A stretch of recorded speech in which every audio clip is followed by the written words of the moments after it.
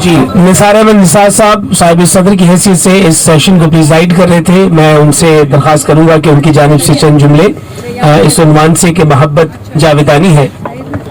نحمدہ صلی اللہ رسول کریم. اما بعد، محترمہ سبین صاحبہ نے بہت شاندار کروز مشاعرہ ارینج کیا، اور اس کے ساتھ ساتھ کراچی میں جتنی ادبی تنظیمیں کام کر رہی ہیں، سبین صاحب کی انٹرنیشنل تنظیم جو ہے وہ ایک معتبر ادارہ بن چکی ہے، اور اس کے کریڈٹ پر بہت شاندار تقریبات موجود ہیں، اور آج کا یہ کروز مشاعرہ بھی اسی سلسلے میں ہے. سبینہ رحمان کی کتاب کے اندر جو شاعرانہ گفتگو ہے، جو شاعری کی تمام اصناف اس کے اندر موجود ہیں، اور زندگی کے تمام عنوانات انہوں نے اپنی شاعری کے اندر لکھے ہیں.